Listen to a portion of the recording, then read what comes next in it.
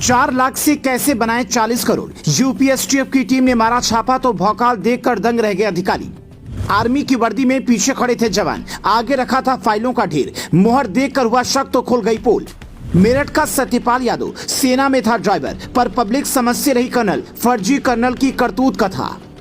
ये मेरठ का सत्यपाल यादव है। आंखें देखकर कोई नहीं कह सकता कि ये सेना में रहा होगा, पर जांच में पता चला कि रिटायरमेंट के बाद लकवा मारने की वजह से आंखें टेढ़ी हो गईं।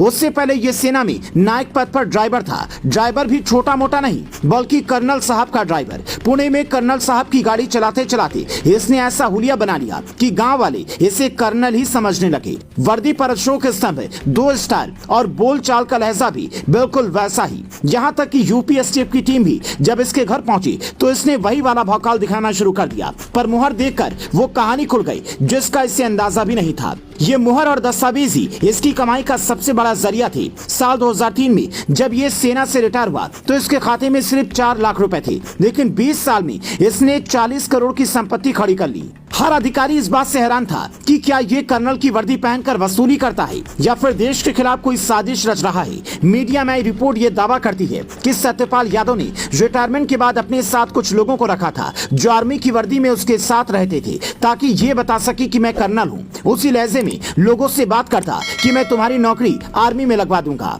एक व्यक्ति से 10 से 15 लाख रुपए लेता था। सालों से इसका ये काम चल रहा था, लेकिन जब एक भाई बहन को इसने ज्वाइनिंग दी और लखनऊ में वो ज्वाइन करने पहुंचे तो पता चला कि इनकी ज्वाइनिंग फर्जी है।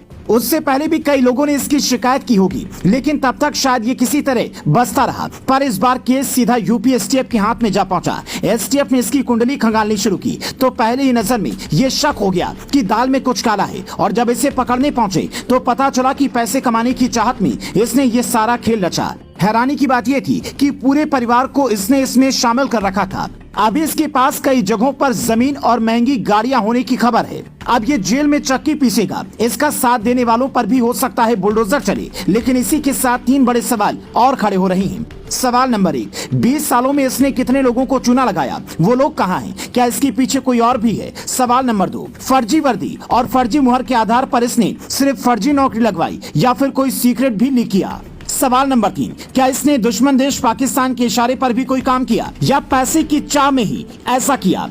इन सवालों का जवाब अब यूपी एसटीएफ की टीम को तलाशना है। बढ़ते बेरोजगारी के इस दौर में आप किसी को यूं ही पैसे ना दे दें, इसीलिए हमने इसकी कहानी आपको सुनाई। कई लोगों को ये लगता है कि ऐसे रिश्वत देकर नौकरी आसानी से लग जाएगी, पर ऐसा होता नहीं है। अगर किसी ने रिश्वत देकर नौकरी ली है तो उसकी शिकायत मिलते ही जांच के बाद नौकरी तक चली जाती है। इसीलिए ऐसी भूल बिल्कुल ना करें। आपके बच्चों या फिर भाई बहन सबको यही सलाह दीजिए कि सुबह उठकर दौड़ो, पढ़ाई पर ध्यान दो, फिर आर्मी में जाने का सपना साकार करो। देशभक्ति का जज्बा और मेहनत होगी तो नौकरी आज नहीं तो कल जरूर मिलेगी। ऐसे लोगों के झांसे में बिल्कुल ना आए जो आपको लालच दे, कर्ज की जाल में उलझाएं और फिर कानूनी पचड़े में भी फंसाएं।